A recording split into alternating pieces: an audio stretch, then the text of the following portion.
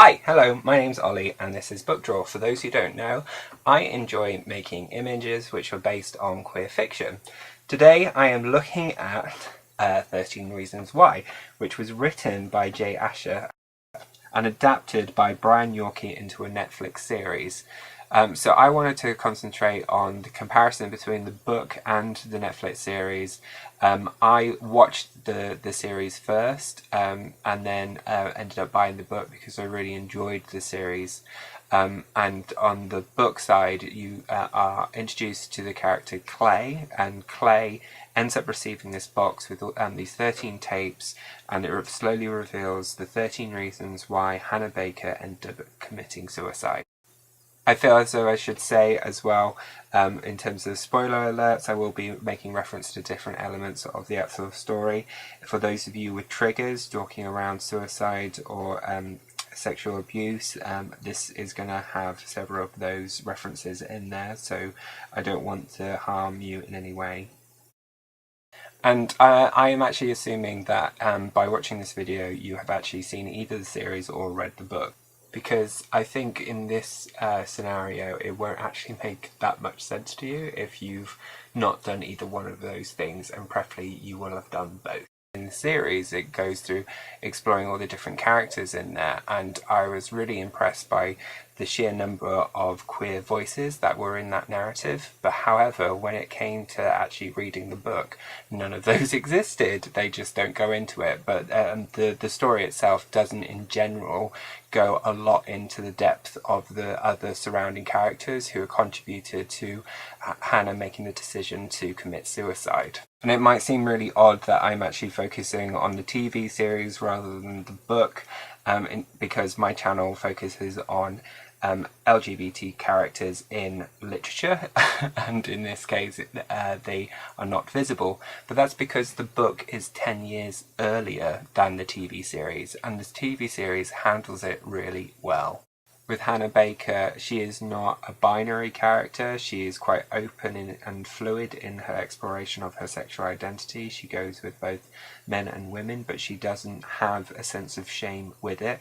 However, the acts, the consequences of the acts that she takes part in, the surrounding people, the social stigma kind of has a negative impact on her and make her shut down and feel slut-shamed in that process. She is also a nice counter to Courtney's character in the fact that she is comfortable with her sexual identity and it's not an issue. More of the issues for her is her mental health and well-being and the way in which she is bullied and isolated by other people around her. And that is something that the LGBT community can certainly identify with, and I think it's really important that they are represented in this particular storyline because of that, and I've got some stats to reflect that. So a sample of 7,000 people between 16 and 24-year-olds were asked a series of questions. 42% of the young LGBT people sought medical help for anxiety or depression. On top of that, 52% of young LGBT people were reported to self-harm. That's over half of the sample. And finally, 44% of young LGBT people had considered suicide. That is 3,080 people from that sample alone. And it's not just the UK, it's in America as well. So another previous study showed that LGBT students are 3 times more likely than non-LGBT students to say that they don't feel safe in their school. So it's great that this series actually responds to this disproportionately high number of younger LGBT people who actually face things like feelings of suicide, high levels of anxiety, bullying, and not feeling safe. That it's actually being highlighted and we're getting to see these different perspectives of characters with these different voices. For example, Tony Fidelia, he is more kind of rugged man, and he walks around with his leather jacket. He is what you could say is more straight acting, but he's surprised by Clay for not understanding that he is gay, and there is campaigns like "Don't Assume I'm Straight," which is an interesting thing, and the way that he is portrayed. It also touches on his kind of heritage as a Latina, and so that might be more about his levels of comfort with his family and the fact that he refers to his boyfriend as a friend when they're meeting. So he is clearly not quite comfortable with his own sexual identity as a man who has a particular way of behaving around other people. Comparatively, there is Ryan Shaver, who is openly gay, very comfortable in his sexuality. And in some sense, I think this is really positive in the fact that it's played by Tommy Dorfman, who is an openly gay actor. He is wanting to represent a young gay character openly by someone who is actually gay, and that's a kind of nice direction in terms of Netflix enabling that to happen. It's interesting for me that they weren't able to find a person who is gay to represent Tony's character, Tony Fidelia. He was played by Christian Navarro, who actually has a wife. So in terms of that representation of those alternative queer voices, the ones which are more, in commas, straight acting, they found someone who is straight to play this gay character because they couldn't possibly find someone in the real world who actually displayed those characteristics, and it wouldn't really be safe. I mean, that's probably a really cynical way of looking at the situation, because it helps endorse the idea that those people don't actually exist when clearly they do. And that's not to take anything away from either Tommy Dorfman or Christian Navarro. Both of them did amazing portrayals of both of those characters. And likewise, I really like that with Ryan's character, he is completely comfortable with his own sexuality. His career is actually his focus of the character. And then opposite to this again is Courtney, who is in the closet, struggling with her sexual identity, clearly quite confused, or actually possibly even is highly aware of her sexuality, but feels challenged because she's an Asian woman who has been adopted by gay dads, and it's that issue for her that she doesn't want to share the space of, oh my god, your parents have converted you into a young gay woman. Which I can totally understand how that could be a threat for her. And there are some interesting articles if you look at my gay parents and in terms of how they grow up and end up finding out that they are also on the queer spectrum themselves.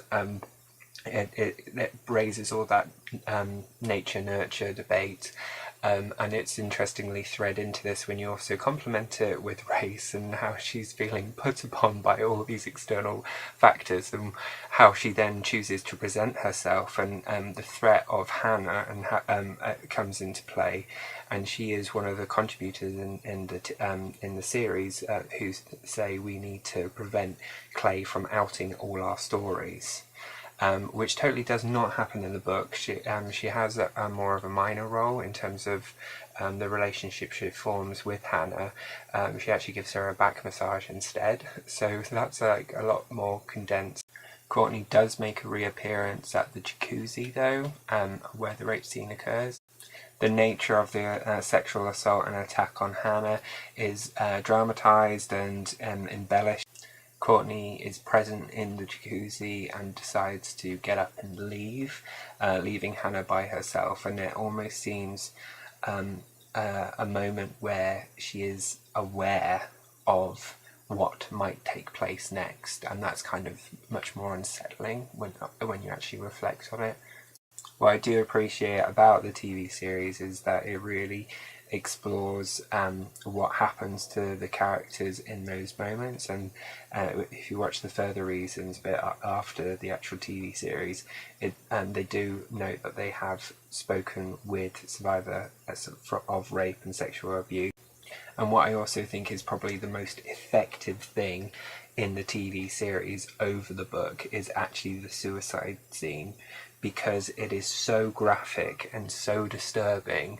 It just makes you go, my god, why would anyone ever commit suicide? It's horrific. And although it is brutal and you don't want to watch it, but it's so important a part of the whole story.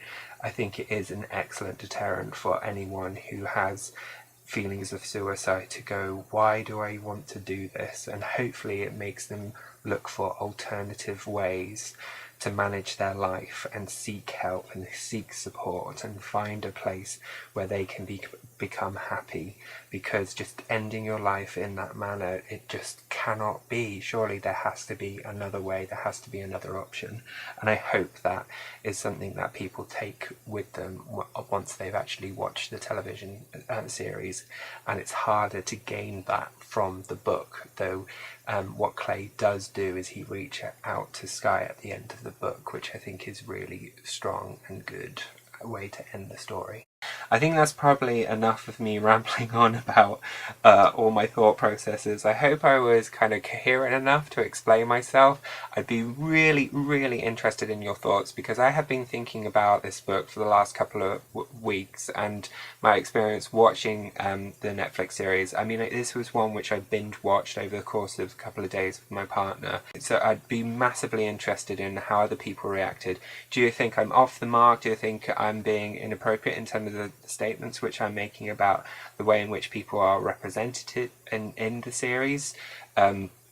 What was your reaction when you saw that they had a bunch of queer characters come on and be explored and highlighted in this way? Because especially if you're someone who's read the book and then watched the series, I can't imagine how you would react to that, and I'd be really interested to know what you thought about that.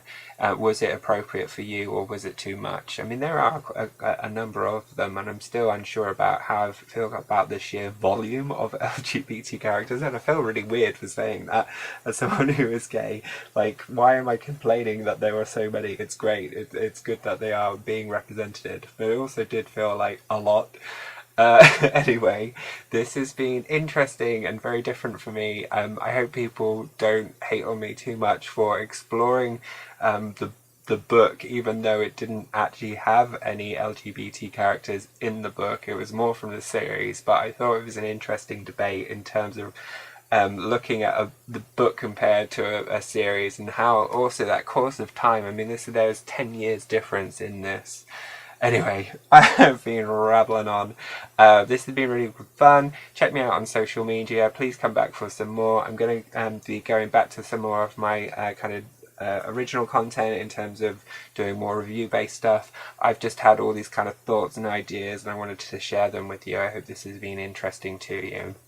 Let me know as well which style that you preferred of the 5 different ones. I tried to do a different style with each of them. And I'd be interested just to kind of get your kind of response on those, because the styles are super different to each other, and maybe you'll see some of those styles being influenced in future book draws. Okay, many thanks, chat to you soon, bye!